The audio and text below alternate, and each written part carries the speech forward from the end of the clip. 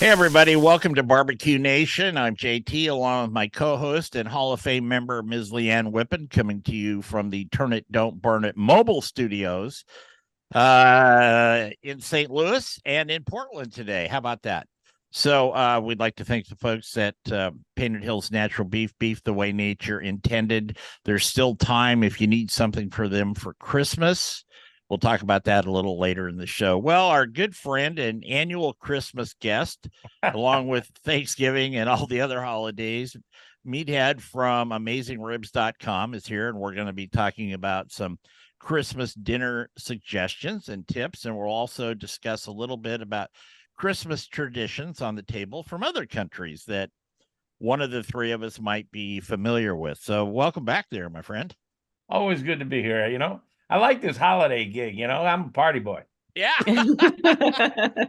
I saw that when we were in Texas a couple of years ago. I saw you had a little hat on, Any excuse for party. I'll celebrate any religion, any race.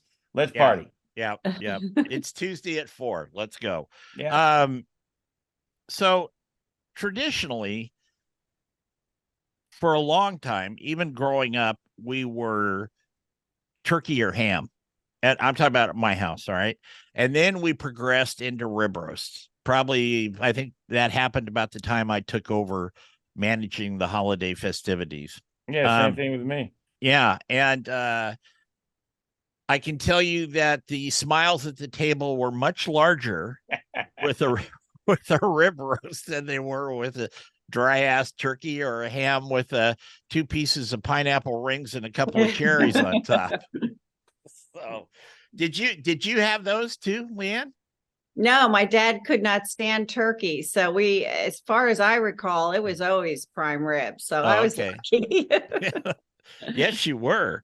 I've been married into an Italian American family, a large Italian American family.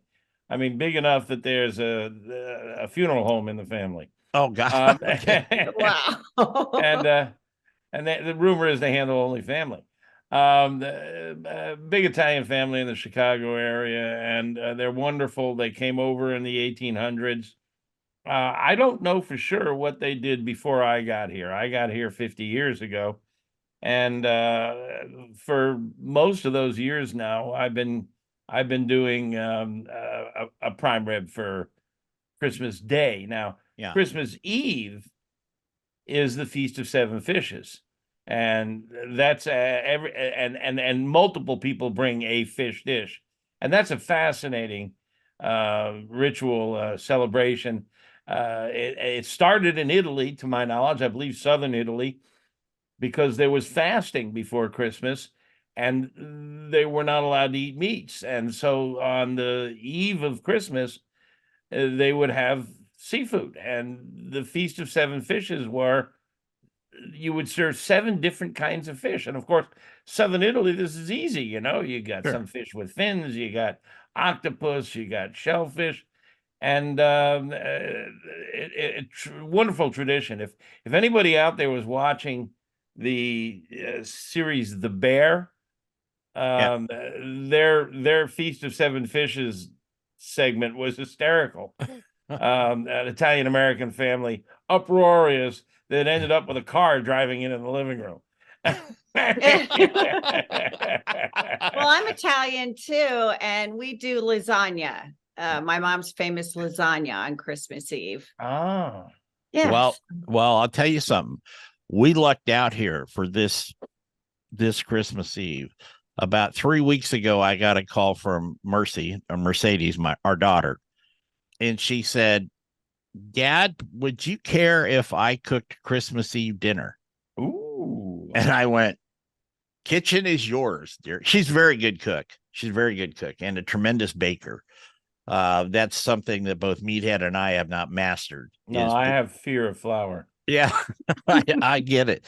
But she's got the whole spread. It's going to be part Italian, part cowboy, the whole thing. I'm looking forward to it. And then Christmas Day, we're going to do the prime rib like usual, but that's it. So we've still got quite a few minutes left in this segment, Meathead. Let's talk about get that kind of out of the way before we have some more fun with trivia and stuff in the show.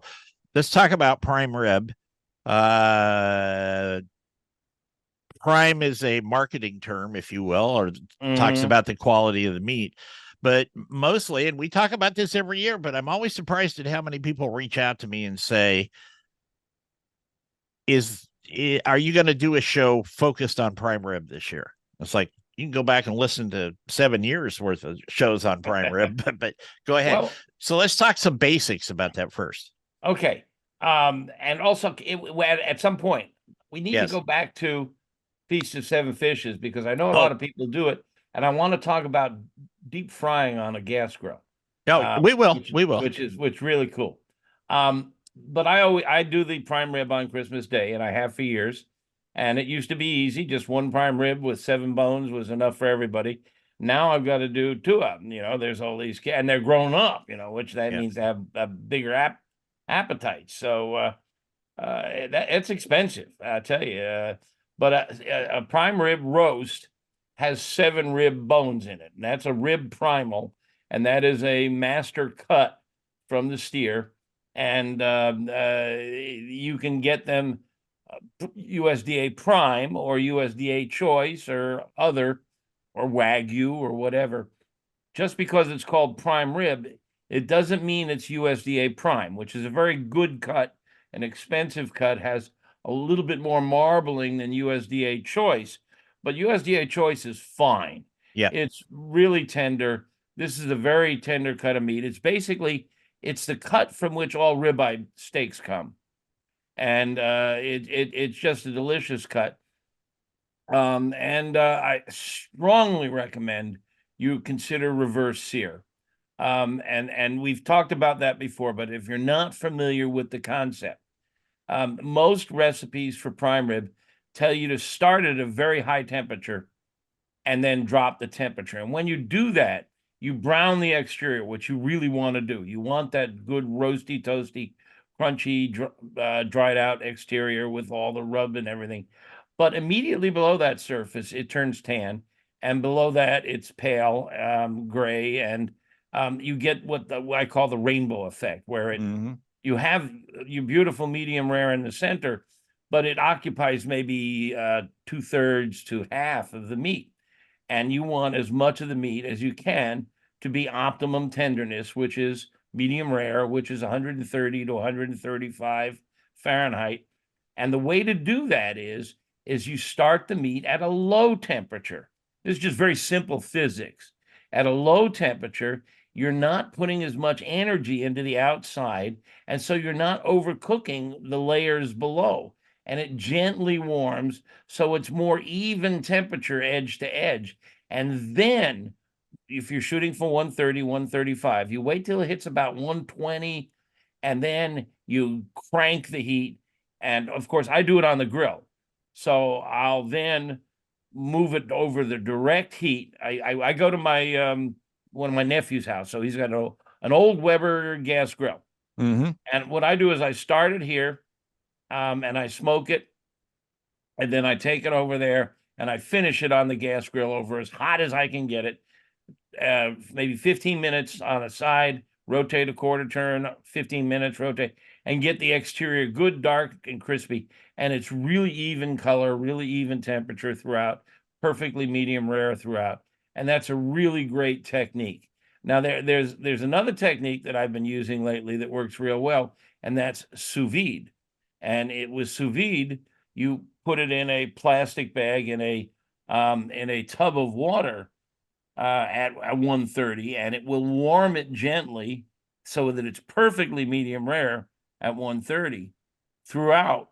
And then you take it over the river and through the woods and sear it on all sides. So there's a bunch of different ways, but the key here is you start at a low temperature, not a high temperature. So let's talk about that temperature. Are you talking about 210, 235, 175? What are you talking about? Well, sous vide 130. If it's on the grill, almost everything I recommend. I try to keep things simple for people who use my website and read my book. 225. Okay. Almost everything is 225. We cook chicken and turkey at 325 because you need a little more heat to render the fat in the skin. but 225, nice temperature for roasting on a gas grill, charcoal grill, smoker, whatever, 225. That's gentle enough that it won't overcook the exterior layers. And then for searing, you got to give it all she's got, Scotty. So you Okay. can do it in an oven too, right? Yeah, absolutely. Absolutely.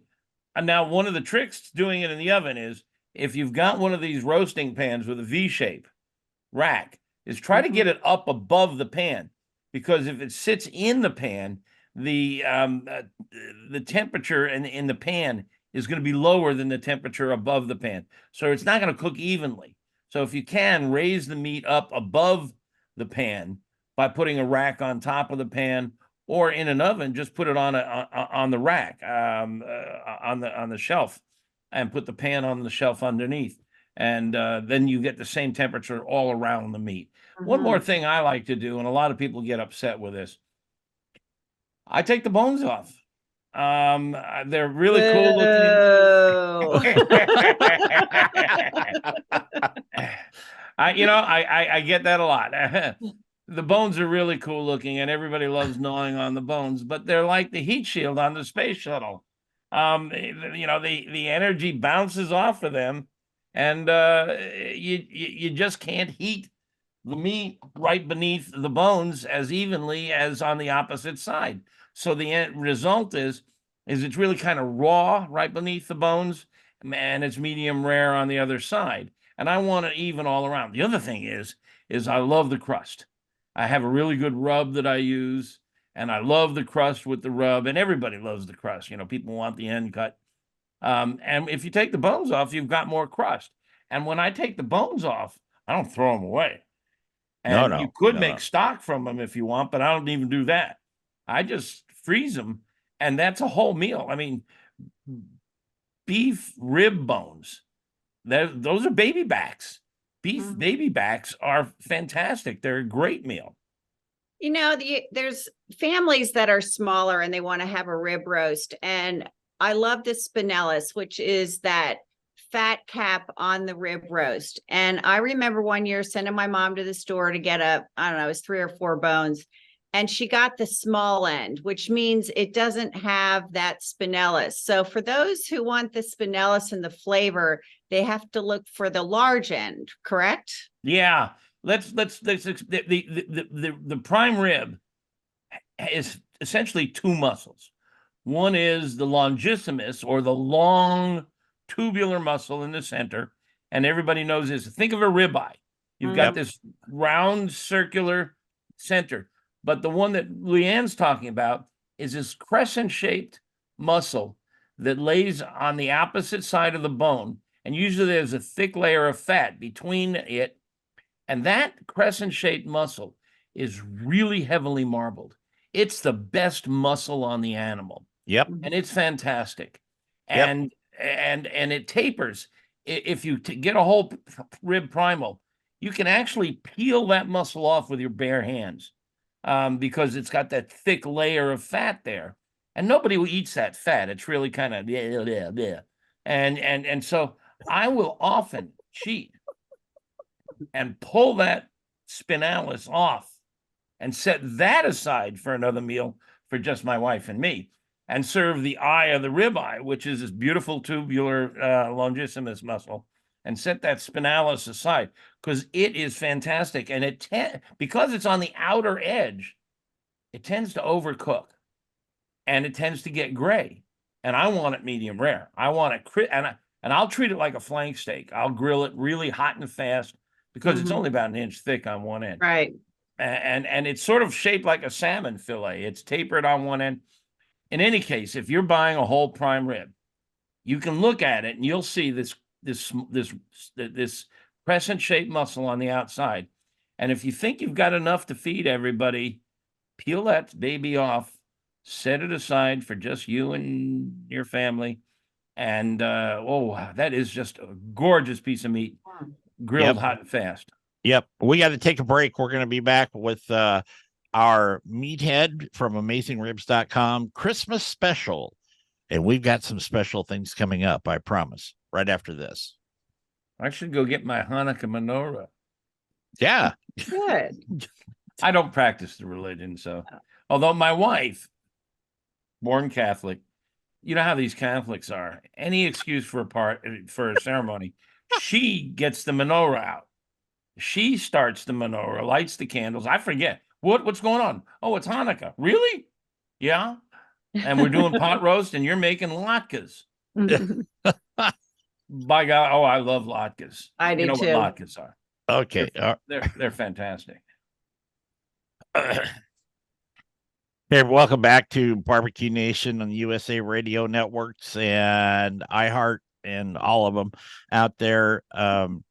We've got Meathead from AmazingRibs.com, and we're going to continue our talk here for a little bit about rib roasts and smoking and roasting. I know we're all barbecue centric here, if you will, but some people don't have barbecues. Leanne brought this up in the last segment, and they only have their gas or electric stove or oven, excuse me, to cook in.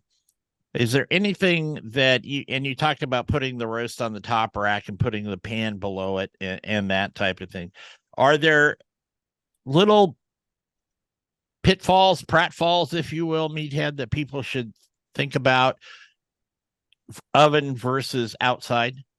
You know, an outside a smoker or a grill is really just an oven outdoors. It's a crappy oven, in fact, because it doesn't have a thermostat. Your indoor oven, you can set the oven for 225, 325, whatever you want. You don't have that capability outdoors, except some of these new pellet smokers have thermostats. But in general, it's hard to do. But they're all ovens of a sort. Well, there's always at Christmas, you're always cooking other things. So it's nice to have the space to free up the oven if you're making au gratin potatoes or whatever, or rolls or whatever it is. So it's there is nice. pie. Gotta have pie. Pie, gotta save room for pie. Pie. Yep. And those au gratin potatoes or potatoes or all those marvelous layered potatoes you can make in the oven. Yeah. And then the green bean casserole. Yeah. Oh yeah.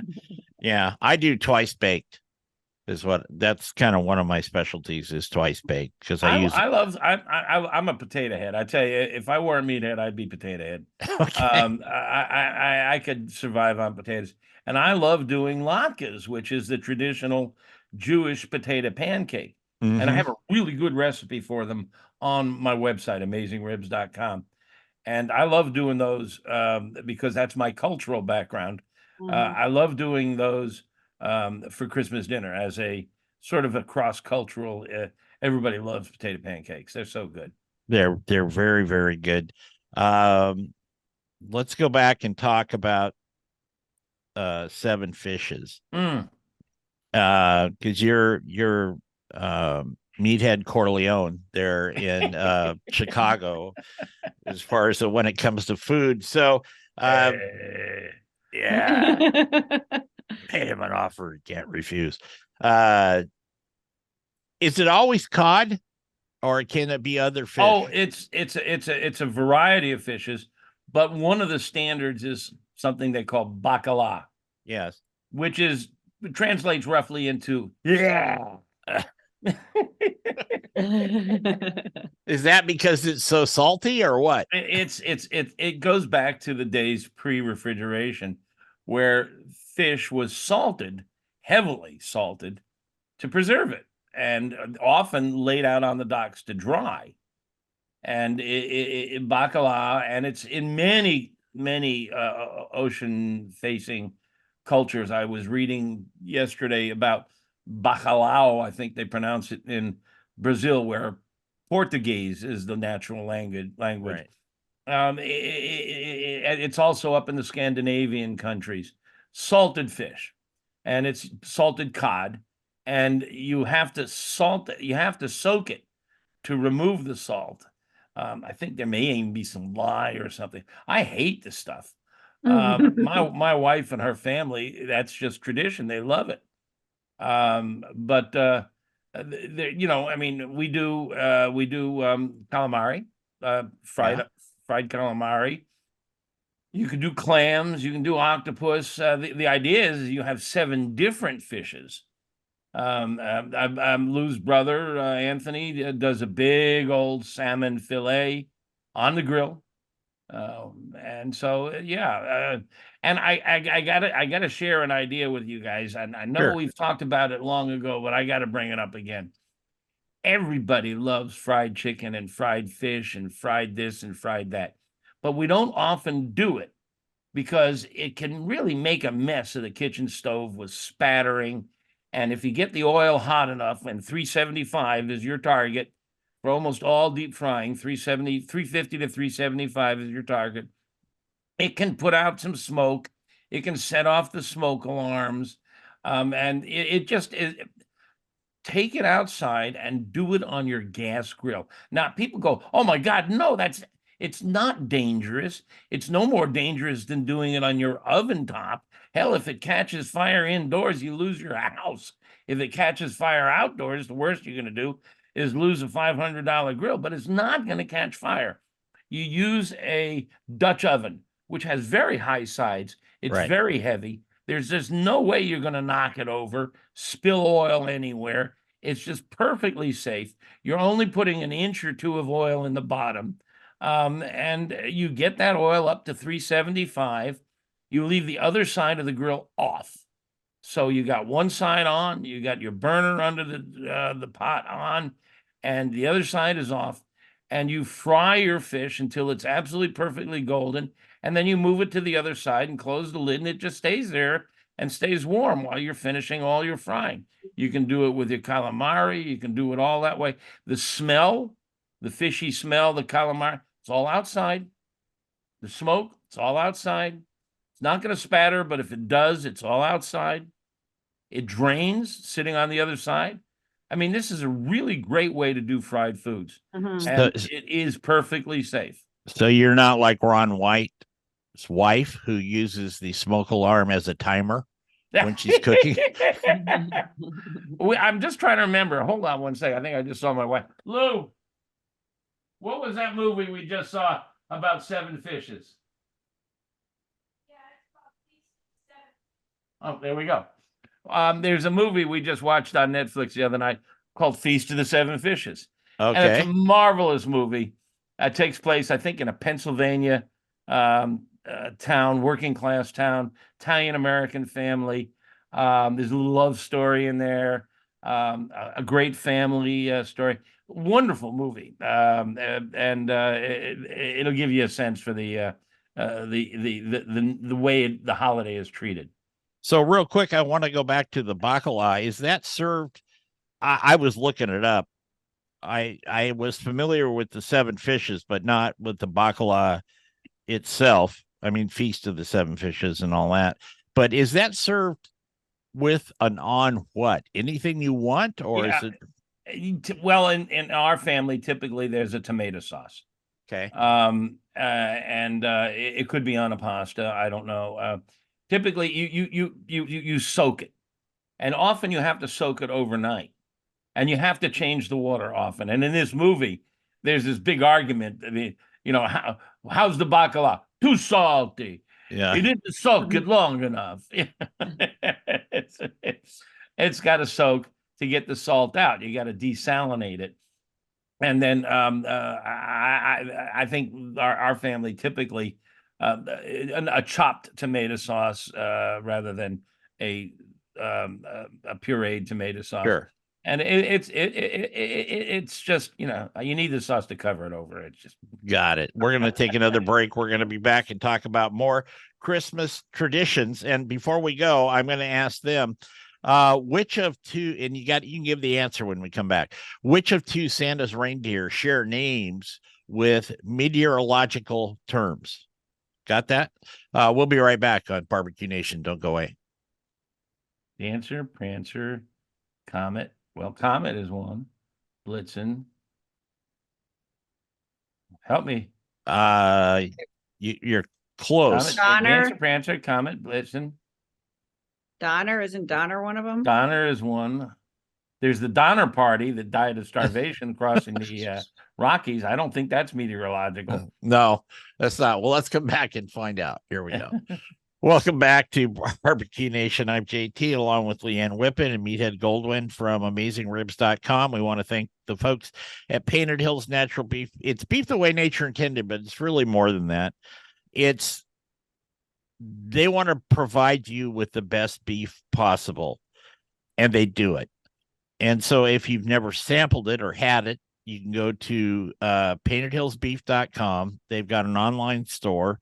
You can buy directly from them and use the code, if you will, BBQ Nation, and that'll take 15% off your order. And the beef will come right to your door. And also, I would bet that the deadline for that is coming right up too. And I bet if you want a prime rib, you better get your order in now. You better get your order in now because they are almost completely sold out of prime ribs. Now they do have some strip loin steaks. Those are almost as good. Almost as good. But there's no spinalis on the strip loin. No, there isn't. No, there's not. But pig powder. That lady up in the right-hand corner of your screen there, pig powder. Best rub on the planet is what it was voted one time. It was created by Leanne's father, the world famous trim tab. That's, if you don't fly planes, you won't understand that correlation, but that, believe me, it's real. And all you have to do is go to pigpowder.com and Leanne will make sure you get that. And they're great stocking stuffers. They are. They are very good there. So let's get back. If as long as we're doing commercials, if you're doing prime rib, I got to tell you. Okay, here he goes. I use this every year. In fact, I developed this for prime rib. This is Meathead's red meat rub. And you can buy this. It's delicious. It is. And I have pig powder too, and it's delicious. This stuff's really good on beef, and I use it on my, because people love that crust, you know. They gotta have the crust.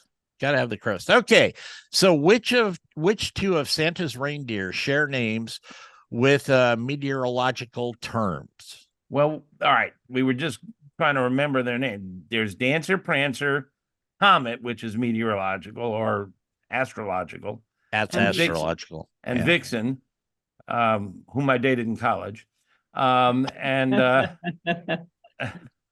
Donner, and we're running out of options here. And it helped me. Blitzen. And the most famous reindeer of all, Leonard. Rudolph. Rudolph.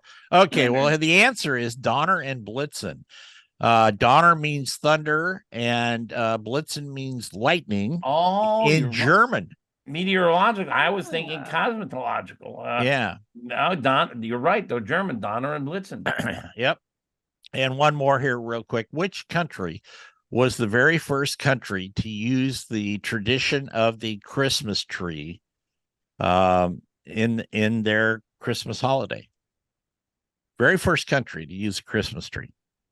I'd go with Germany again. What do they call it in Germany? The Tannenbaum. Tannenbaum, yeah. Leanne? Oh gosh, Austria. No, it's Germany. It's Germany. One more real quick. Which company was the first company to use Santa Claus in their advertisements? Coca-Cola. Yep. Oh, really? Yep. Coca-Cola. Famous Coca-Cola ad. And it's the best looking Santa I've ever seen. He is so roly-poly and red cheeks and little nose. Oh, man. That if you can get one of those posters, they show up on eBay every now and then. They're fan, and people have reproduced it on metal now. They're really cool. You didn't know that, Leanne? I thought it was going to be something like Woolworths or something. Macy's or Gimbals or something. Yeah. No. Yep. All right. So, what's your favorite Christmas movie, everybody? I think mine's Miracle on 34th Street. Oh. I'm guessing you're going to say It's a Wonderful Life. Yes, yes, we've Yeah. talked about that in the past. And you? Have we? Yeah. I love it. Well, and I'm a big fan of The Christmas Story. Mm-hmm. Yeah. Gene Shepard, the short story writer. I've read a bunch of his short stories. He's wonderful. And The Christmas Story is sort of an amalgam of several of his short stories. Um, and I just visited my sister in Florida, and she was saying, there's some guy down the block that has this leg lamp in his yard. Do you know what that's about? Oh, the I was leg like, lamp. you never saw the movie? I got to tell you, Wow. we had a leg lamp in one of the production studios at one of the radio stations, and half the people in there didn't know what it was from. And so I normally used that studio, and I was very proud to have that in any pictures that people took when I was in there, that leg lamp. But it was amazing that a lot of I would say people under 30 didn't know what that was, what that was from, or what No, it related to. It came from Italy, and the crate labeled Fragile. Yeah. Yeah. Cool. Yeah.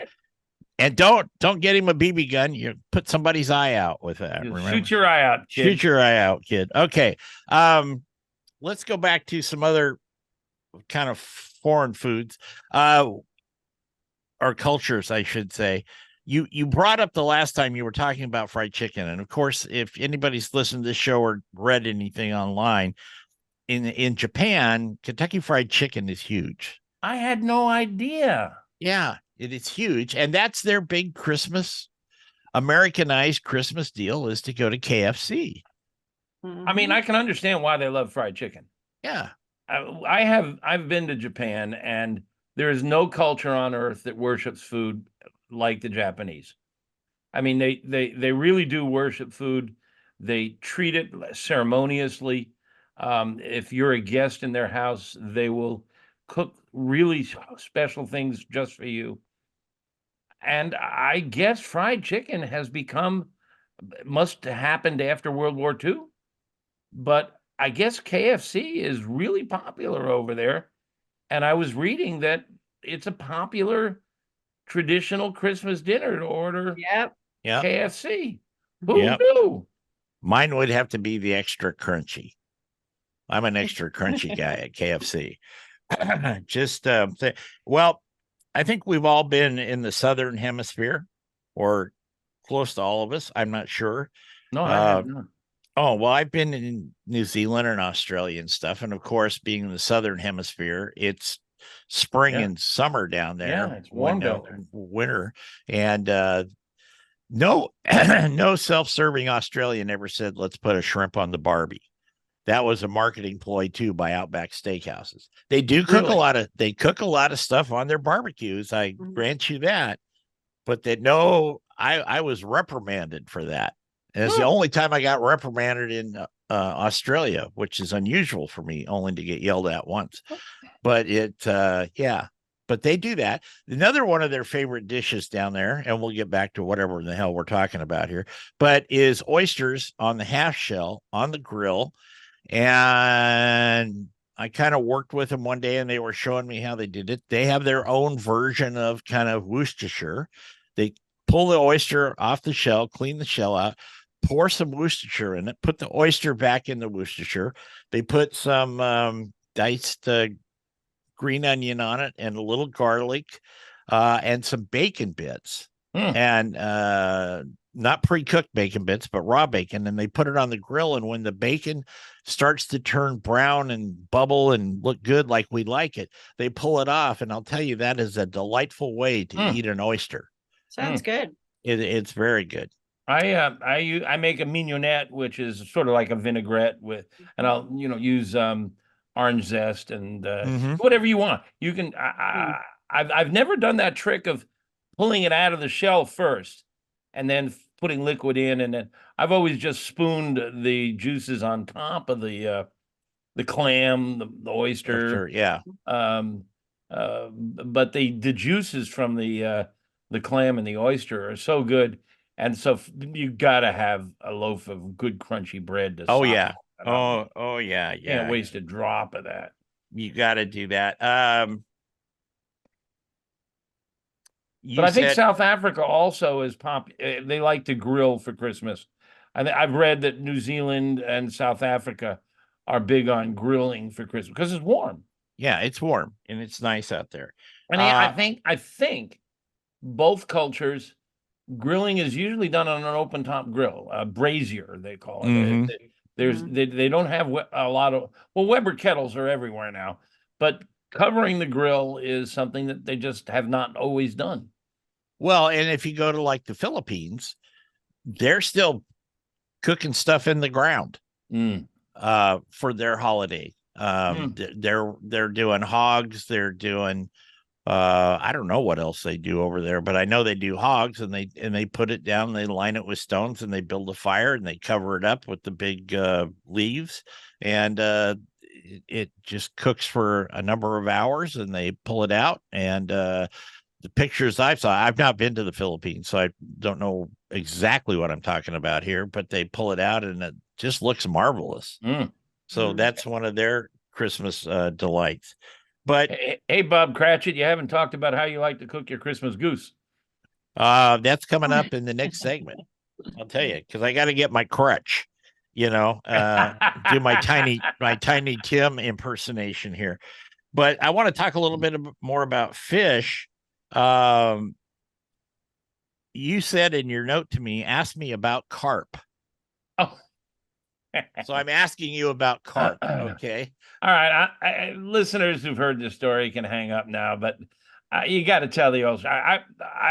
I love to fish. I was raised fishing, and I loved it. I lived in upstate New York for about 15, 20 years, and there were a lot of beautiful, clear rivers up there where you could catch carp any way you want. It was legal. They were considered a trash fish. Now, of course, in Asia, carp is considered as a delicacy, and a lot of them, Chinese restaurants serve carp, but they're bottom feeders, and they tend to get a lot of muddy flavors in them.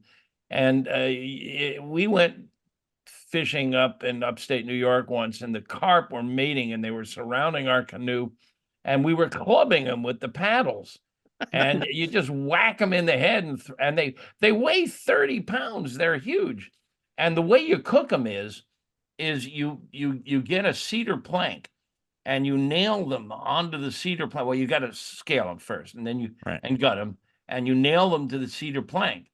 And then you put the cedar plank over a charcoal fire, not too close. You got to keep it up above so that smoke wraps around it, and it cooks from both above and below. And when it's done, you take the carp off and throw it away and eat the plank. Yeah. What? Absolutely. We're going to take another break, and we're going to come back and talk about goosing you at Christmas, or your Christmas goose, whichever you prefer, and a little glog. That's all I'm going to say. We'll be right back. You're listening to Barbecue Nation. You never heard that? I never have. No. Oh, yeah. It's funny. an old fisherman story. I mean, anybody who's done a lot of fishing knows that old joke. But No. I love telling it. Oh, it's kind of like who did I see? Somebody. Oh, Malcolm did a thing where he was doing how to make a big hamburger out of this phony meat, garden burger type thing. Okay. And he builds it. It's a good looking hamburger, and he goes to take a bite of it, and he goes, and this is what you do with it. And he throws it in the garbage, and he pulls up a big cheeseburger that he'd cooked on another grill. And it was the way he did it was really cute. Malcolm is marvelous. Boy, has he built a little empire for himself? Oh, yeah. Boy. Oh, yeah, he has. Okay, here we go. Hey, welcome back to Barbecue Nation. This is one of our holiday special shows with our Christmas visit annually from Meathead from AmazingRibs.com. Next week, don't forget, we've got Graham Kerr coming up too, the Galloping Gourmet. And that was a very touching show because Leanne fell off her stool and touched the floor.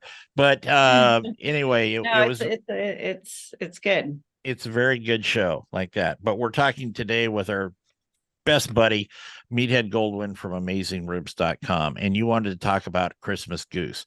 To a lot of people, that tradition may sound great. There's not a lot of meat on a goose, first of all, compared to a turkey or something like that.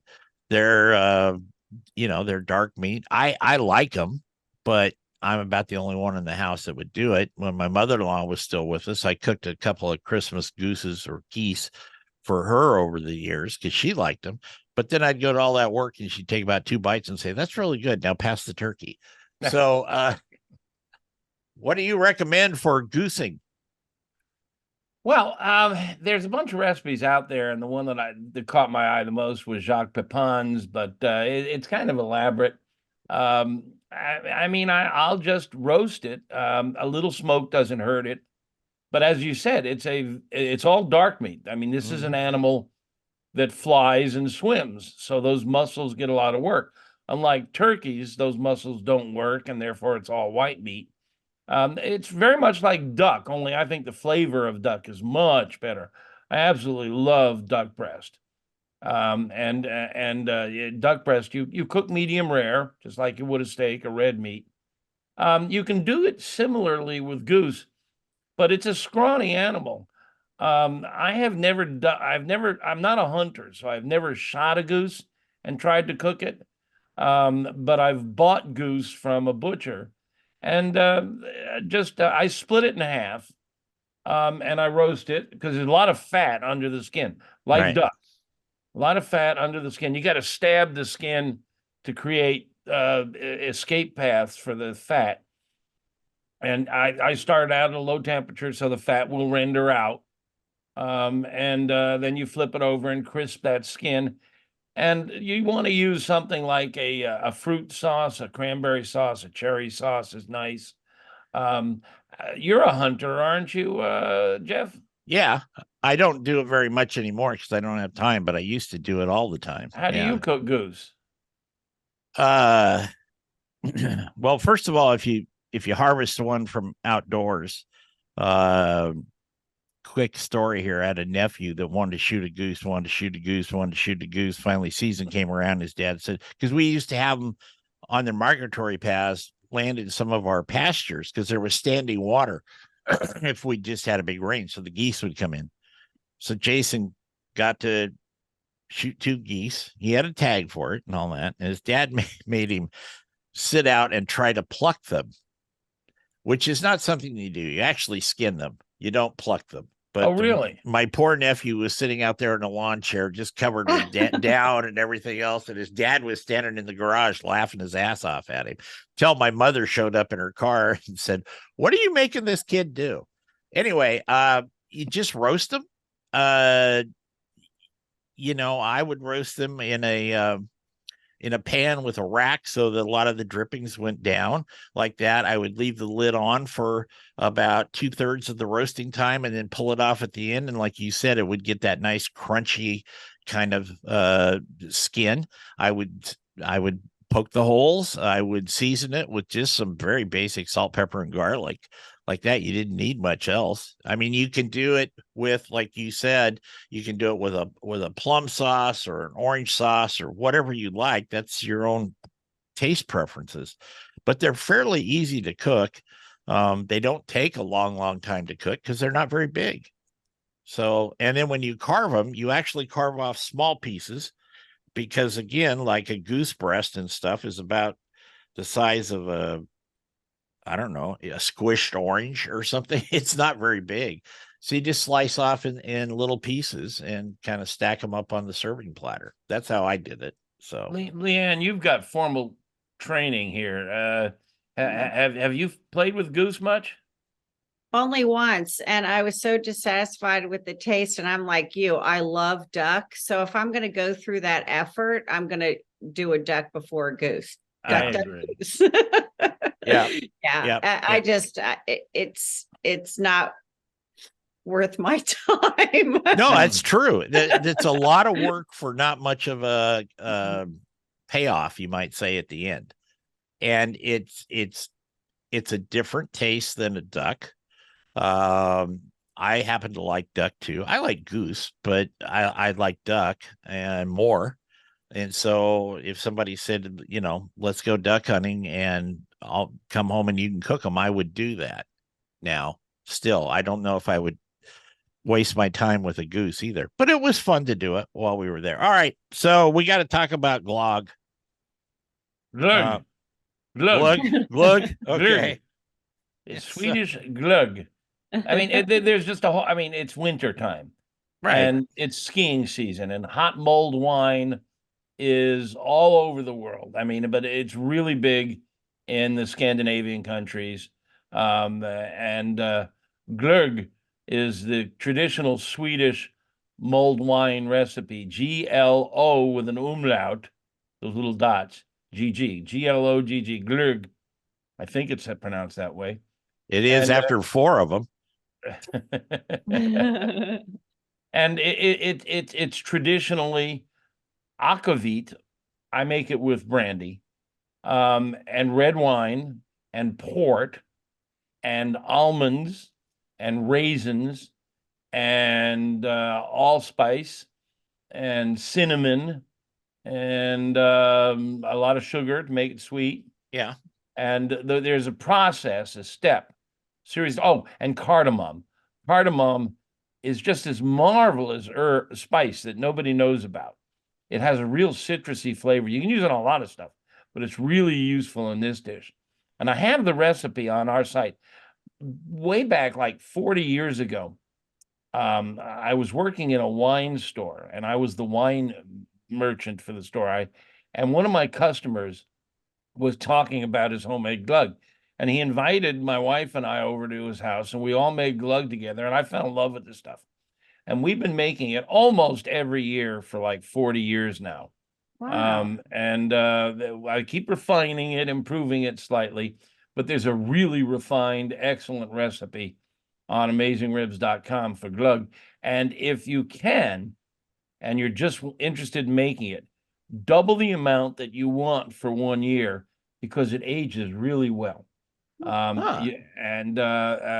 can put it away downstairs in your cellar or someplace cool and dark and come back in a year, and it's like port. It really ages nicely, and it's superb with chocolates, chocolate cake. So it's more of a cookies. cordial. It's sweet. Yeah. It's about a little sweeter than a port wine, Okay. because it's got port wine in it. You caramelize the sugar that goes in there. And it's got all these marvelous spices. It just smells fantastic. You serve it with a twist of orange. And it's just a lot of fun. And it's a really traditional cold weather après ski drink. Got it. Could you put it in like they used to do with the St. Bernards, a little barrel around their neck? So because that was always brandy if they found a cold skier, like that. You could do glue. In fact, we're really out of time here, but what we're going to do in after hours, and Meathead is going to stick around. We've got some great after hour special questions today, and I think you'll enjoy that. But if you have any thoughts or ideas or questions about what Meathead talked about, go to AmazingRibs.com. You can find your answers there. If you have problems with that, send either Leanne or me a note off the website, and we will get to I'll get to your book. We'll get we will forward them. I lost track of what I was saying. We will forward them or answer them, whatever. Yes, then there's Meathead's book. It's a wonderful Christmas present out there. It is. And I can tell you that I've probably given that book out, and Meathead has been very supportive with my charitable work. And we do a lot of that for veterans and for kids for scholarships. Great stuff there. So you can get all of that on AmazingRibs.com. What's very interesting about that book is we do a lot of interviews and we ask the question, what's their favorite barbecue go-to book? 99% of the time, it's your book. Yep. Wow. Yep. Wow. Yep. It's true. That's fantastic. And there are a lot of barbecue books out there to choose from, but yours is so incredibly informative. I mean, and people shouldn't think it's just about science, because it's not. It's just everything. It's I'm like flattered you think so. Yeah. I wasn't going to tell him that, Leanne. I was gonna Yeah, you told me about Michael Simon loving the book. Yeah. Yes, You get more. he did. Let me know. I need a recording. Okay. All right. We got to get out of here. Everybody have a great Christmas. Graham Kerr's coming up next week. For Leanne, myself, and Meathead, take care. Remember our motto here: turn it, don't burn it. I have Tinkerbell on my face here. Oh, there you go. There you go. Good. Tinkerbell. Tinkerbell. Hey, everybody, welcome back to our That's two funny. after hours here. We've got our own little thing going, so don't mind us here. We've got Meathead from AmazingRibs.com, and of course, he and Leanne are both Hall of Famers, and that's a very cool thing. I'm very fortunate to be able to work with both of them, and I wanted to ask a couple more real quick Christmas trivia questions for you two, and then we'll get into some of these other questions. What's the best-selling Christmas song of all time? White Christmas. Leanne? Jingle bells. It's White Christmas. Mm. Jingle Bells was second. Mm.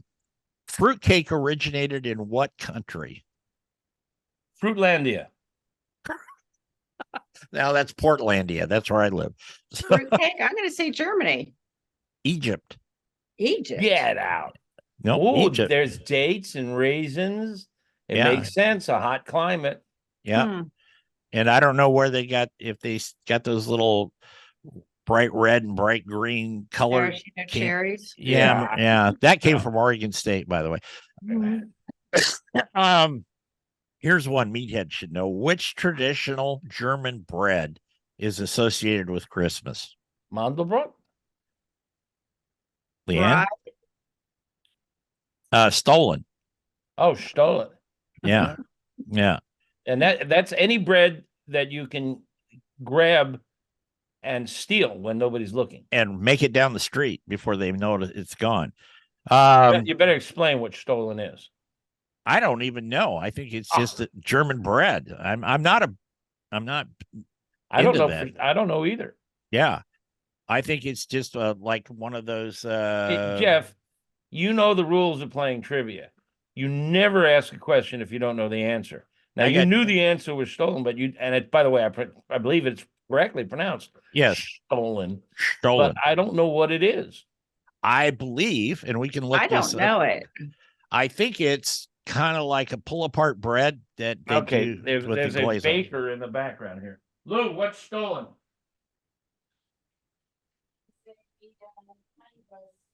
Sweet bread that's got fruits, dried fruits in it. It's not too unlike panettone.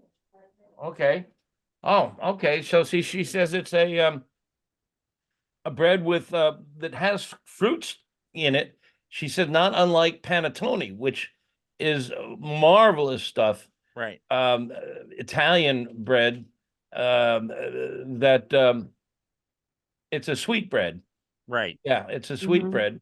Panettone is a very light crumb, slightly sweet with raisins and things in it, and it's very traditional in Italy. There's places that make panettone, and it's sold all over. And my wife and her family get together just before Christmas every year, and they bake a bunch of panettones. Okay, here's one I bet you don't know. Traditionally, what happens to the person who finds the pickle ornament first on the Christmas tree on Christmas morning? I don't know what happens to them, but I am aware of the tradition because it's caught on recently in my wife's family. I know the tradition originated in the New York World's Fair. It was the Heinz Pickle Company that made pickle pins and ornaments. I have one. I do too. I have a pickle pin. I think it's an original too. I don't know what the prize is for finding it on the tree. You get an extra Christmas present from Santa. Yeah. Yeah. How about that? And last question, as far as those goes. Served at Christmas in France, a maroon, if I said that right, glaze is candied what? Well, there's macaroons and macarons. This is Marron. I'm not familiar with a maroon. Yes. It's a candied chestnut. Ooh. Oh, Okay. Ooh, hey, chestnuts roasted over an open fire, Fire, traditional holiday. I have Yep. a whole page on that subject because there's a whole bunch of different ways of doing it. And at Christmas time, they're a little actually out of season. They're in season in October, and they need to be kept refrigerated, or otherwise they get moldy quickly. Yep. But Yep. boy, they are good if you get them right and if you cook them properly. I typically take them and get a serrated knife and put an X in the top, and then just pop them in a warm oven until those leaves around the X peel back and it's tender. And they are just wonderful all by themselves. They don't need anything else. Meathead, what is your definition of Christmas? My definition of Christmas? Yes. Well, I was raised in the Jewish tradition, and I don't practice the religion, but I married into an Italian American family. So to me, Christmas means family. Christmas means there are two family gatherings, one Christmas Eve with one of Lou's brothers, and the other Christmas Day with the other of her brothers. And each of them have three children, and their three children all have children now. And they range from first grade on up through college graduate. And they almost all show up. A couple of them can't make it. And it's just family. It's just so warm and loving. It's something that is not part of my tradition, not part of my background, but for 50 years now, it is my tradition, and I adore it. I absolutely adore it. I can't wait for Christmas. It's not a religious holiday for me. To me, the religion is the family, and it's Right. just, and the food. Food's a big part of it. Oh, Food's a golly. big part of it. It's not just me. These Italian folks, they love to eat. Oh, yeah. Leanne, your definition. 100%. It's family, and the more family we can gather together at Christmas, the better. But it's all about family, food, just being together, and because it usually only happens one time a year. Well, with that being said, name a Christmas that you would just as soon forget and the reason for that. You, Hall of Famer. Well, we're both Hall of Fame. We I both know. are. Oh, well, I know, being in the restaurant business, and, a lot of the time Christmas, I was not around my family. So it was always a Christmas without my family. That would be one I would like to forget. Yeah. Yeah, you reminded me about a part of my life I had forgotten. But when my wife and I were first married, I was the wine manager of a big wine store in the Chicago suburbs, and that meant I had to work both Christmas Eve and Christmas Day, and it was a relaxed atmosphere, and the staff would have some treats and fun stuff to eat, but I was separated from the family, and I would show up late, and I would miss a lot of the fun and games. I would miss the singing of the 12 Days of Christmas, which I don't regret. It's a tradition that they still do every year. And I've, at both Christmas Eve and Christmas Day. And I can do without that. But Isn't that when you have to go down to the excuse yourself and go to the Stop and Rob for a bag of ice or something? Right.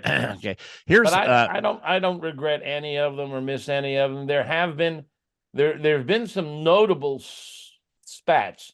There was just 3 or 4 years ago a big blow up for no real reason. Fortunately, I wasn't part of it, but I witnessed it, and it was just aggravating. Okay, this will be a little better for you then. Start with Leanne on this one. Who was the funniest relative you had at your Christmas gatherings growing up, and were they sober? I wouldn't consider her very funny, but my Aunt Mary would give gifts to everyone, and it would always be the most horrible gift, and nobody would ever want their gifts. And it was always she became funny in that respect because of the gifts that she gave. Okay. Meathead? I can't answer on the grounds that it will intimidate me. Oh, no. Unless you're talking about Lou. So, No. name one Christmas gift you will never forget. I forget. You forget. Okay. No. You got the answer to that. That's why I sent these to you guys last night. So you could. I didn't see this. Yeah. It was emailed. I don't know if you copied him on it. Yeah, I did. I don't recall seeing this question on there. Gosh, several years ago, we stopped giving each other gifts. I remember Lou's mother. She's gone now, been gone for a number of years. She loved to give me gag gifts. She had no idea what to buy me.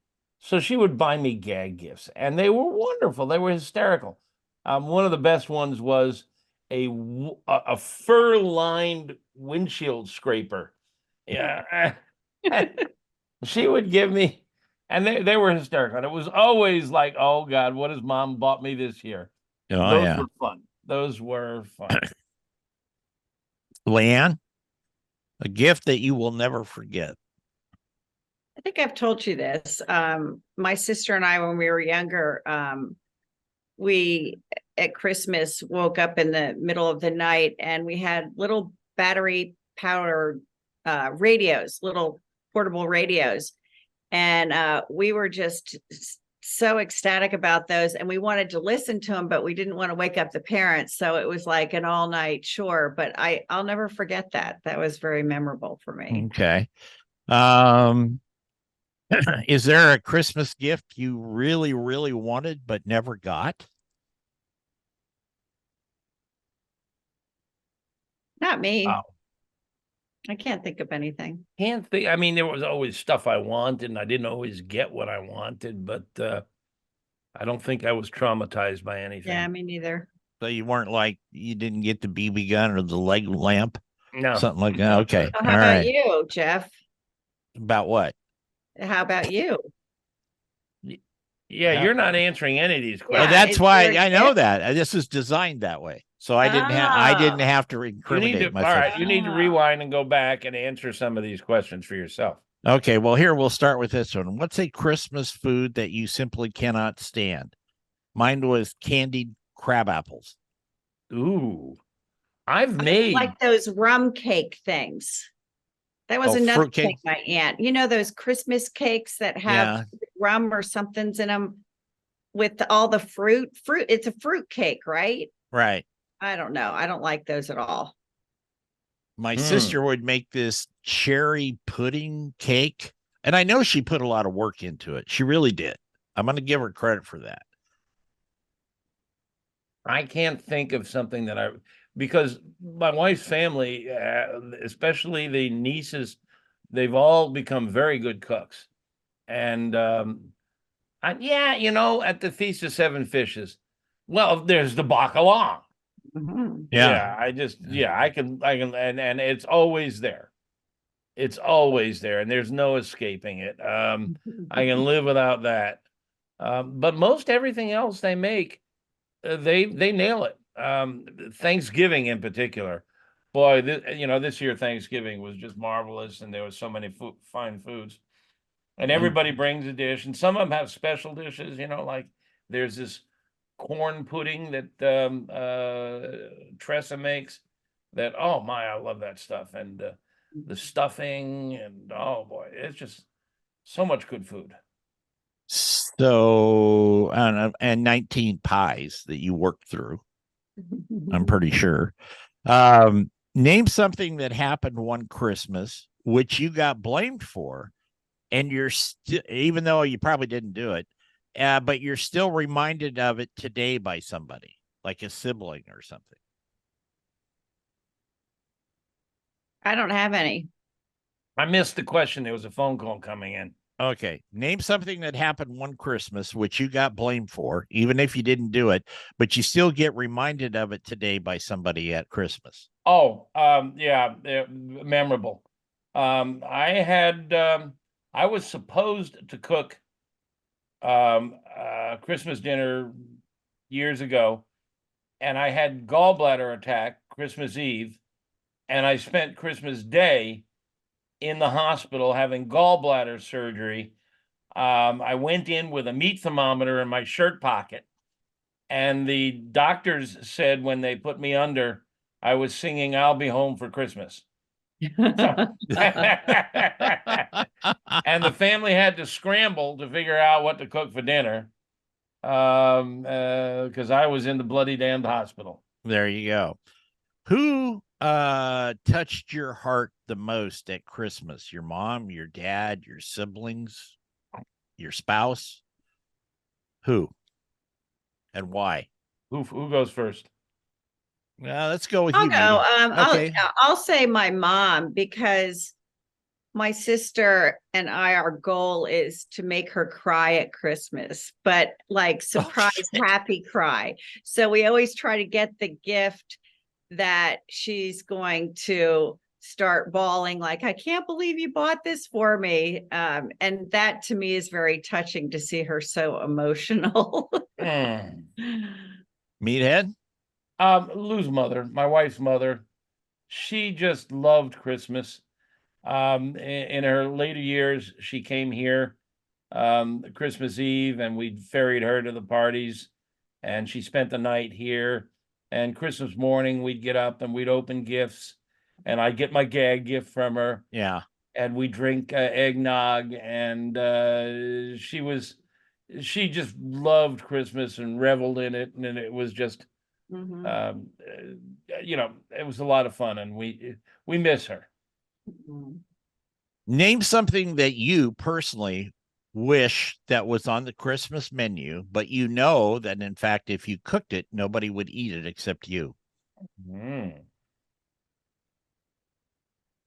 I think anything I cook, they would. They like. Well, yeah, I agree, but I'd love to see lamb on the menu. I know most people would probably take the prime rib over the lamb, but not me. Not me. Yeah, that's a good one. Lamb or duck, I mean, Yeah. I mean, they're all on an equal standing with me. Prime rib, rack of lamb or lamb loin chops, and duck breasts. Cooked medium rare, pristine. I placed equidistance between them. I would die of starvation trying to decide which one to eat first. I've seen both of your tactics around lamb, so I understand. Oh, that. right. We were together around some outdoor grilled lamb. Yeah, the great lamb slaughter. You so probably still have bruises from my elbows. Yes, I do. Yes, I've been going to physical therapy 3 times a Ever week for since. 2 years, but it's not working yet. Leanne, what do you want for Christmas? My mom keeps asking me that, and I this year, it's funny, I don't have anything on a list that I really want. I just want to be with my family, and I want my mom to feel better. And yeah, I don't really have anything like physical, like gifty, that I really want. Yeah. Meathead? My response is exactly the same. Leanne and I have been communicating over the past few weeks because both our mothers are struggling right now. Right. Both of them were in the hospital for a while. Mine is in rehab now. I'd like to wish for her full recovery and return to her marvelous old self, but that's not going to happen. So there's no point wishing for it. There's nothing physical that I require. Knock on wood, I've had a successful business life. We're not wealthy. I don't own a yacht or anything, but anything I need, I can afford to buy, and I don't need a gift. I just, being with the family is gift enough. I really look forward to the family gatherings and the meals. The meals Yeah. are good, and and I never screw up the roast. I have not screwed up that roast yet, and everybody loves it. It's just so good and juicy, and Oh, I'm sure it and is. I buy USDA prime rib roast. Yeah. Pull that bone off, pull the spinalis off. Both of them go put aside from beef, and I reverse sear those the eye of the rib eye, and oh, that's good. One little note of pre-holiday stuff here. If you're listening to this, folks, I would say order your prime rib now.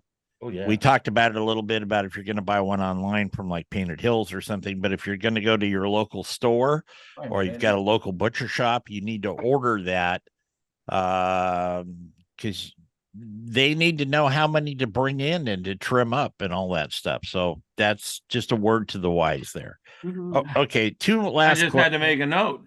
Note. I said it aloud in the main part of the show, and of course that's obvious. And then I just realized I haven't ordered mine yet. Well, see, now you got something to do today. If you were granted, Leanne, one Christmas wish, what would it be? Peace on earth. That was the first thing that popped in my mind. I mean, there's probably a bazillion things, but that was the first thing that popped in my mind. Well, Leanne, normally I would think, how trite. But now, it's front of mind. Yes. Now it's not trite. Yes. Now it's perfectly appropriate. Now it's required. Let's just hope that the leaders of all of these feuding factions out there can find a way to stop killing each other. That would be nice. Okay, last one. We'll start with Leanne, ladies first. Why do you keep starting with me? That's not fair. Yeah, no, I just maybe it's because I've never seen you in a sweater. I just want to keep looking at it there. I don't know. I'm trying to figure it out. I'm enjoying a little bit of the cool weather. It's nice for a change. Well, you sure as hell didn't enjoy it when you were up here. You were always freezing when it was 90 degrees out. It was a different kind of a chill going on there. Okay. All right. Just yarding on you a little bit. Please share your Christmas message with the world. Well, it's very similar to what I just said, kind of peace on earth, and be kind to each other, and try to give something, even if it's something small, not necessarily money or gift, but just a kind word to people in need. Meathead? You keep phrasing it beautifully, Leanne. I can't say anything beyond that. I just wish people would stop killing each other. I mean, it always goes on, in the streets of our big cities, but particularly this year, the violence is above and beyond, and it needs to stop as soon as possible. Absolutely. I will answer this one. My Christmas thoughts are: give something of yourself to other people, and that doesn't mean material things, but like Leanne said, a kind word, some encouragement, maybe a helping hand to some folks that are not as fortunate.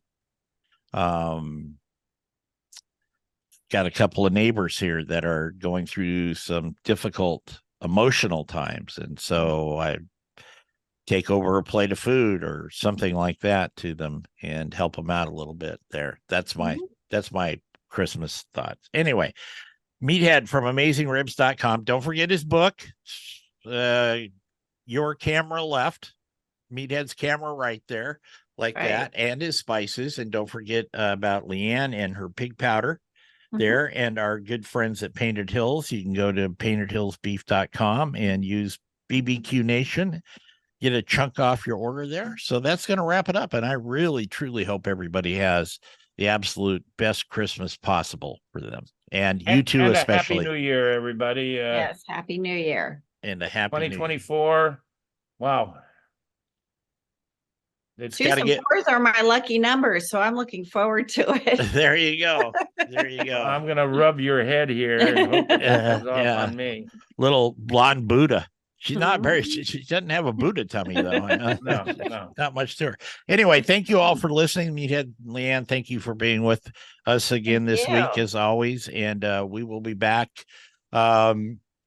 actually after the first of the year, because we've got Graham next week, and then we're going to do a best we've got Mike or Dave from Belgium coming up on New Year's. And so Leanne and I will be back in the proverbial radio swing of things come the first week of January. So everybody have a great Christmas and a good New Year's. Okay. Take care, everybody. And remember our motto, turn it, don't burn it.